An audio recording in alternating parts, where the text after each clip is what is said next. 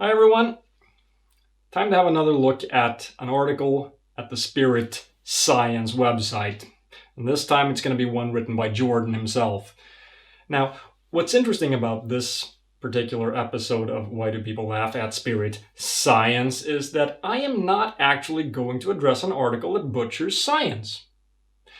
You see, there's more to being a nerd than just, liking math and science. There's also the part about liking nerdy fiction. So imagine my reaction when Jordan... Well... I've always been a huge fan of The Lord of the Rings, The Hobbit, and practically everything to do with Middle-earth. Yeah, I like it too. At least The Lord of the Rings. I'm not that much of a fan of The Hobbit. I think it's a bit too childish, but I did like it when I was a kid. I think I read it when I was like 9 or 10. I really loved it back then, and I kept going with The Lord of the Rings after that.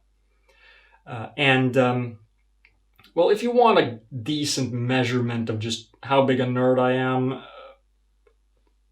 I'll put it like this. I have read the Silmarillion cover to cover. Once. And I'm probably not going to do that again. Ever. Okay? So, I think that pretty much explains where I am. There's something about the way it's all set up that just feels like it's all a metaphor for the expansion and growth of consciousness happening on this planet right now. Well, if you look hard enough, you're going to find metaphors in all fiction. Pretty much. It's just that it's not always intentional. And though I'm speaking as if that could be true, I now have the information that demonstrates not only is it so totally true, but it's digestible in a really easy-to-understand format. Wait, it's true as in...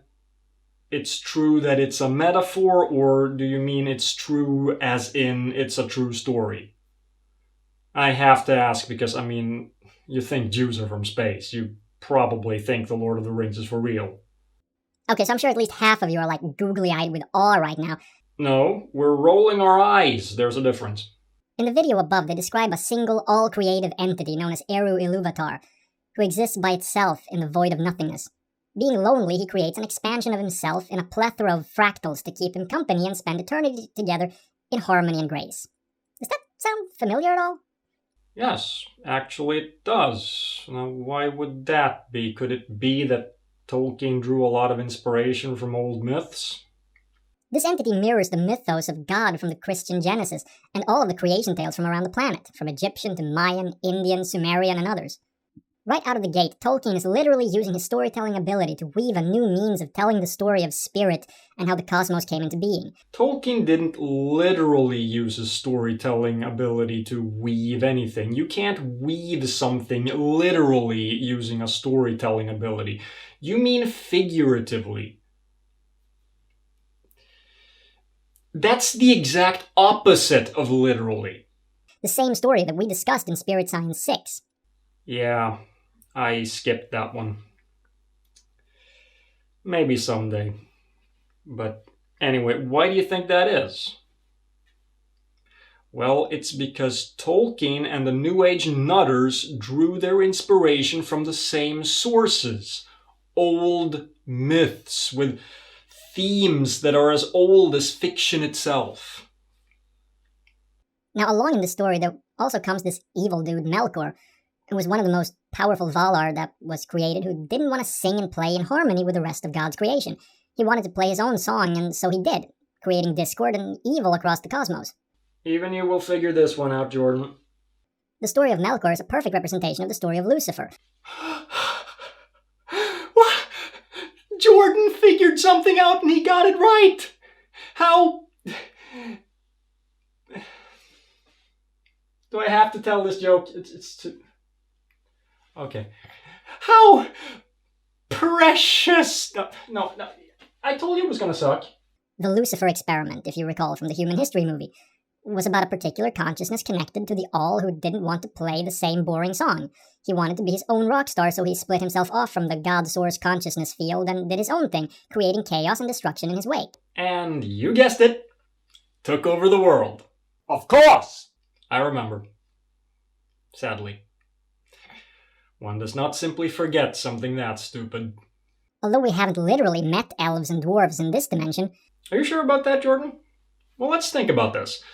Elves spent thousands of years failing their creator in every conceivable way.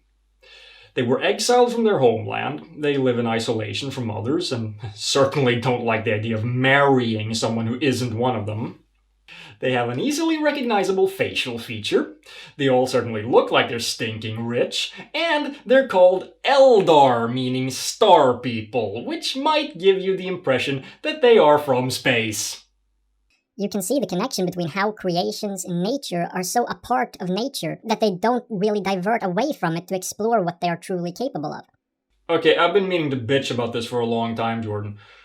You can't have a connection between one thing. The connection between this doesn't mean anything unless it's followed up by, and this other thing. Trees don't start building cars, and porcupines haven't mastered time travel. At least, I don't think they have.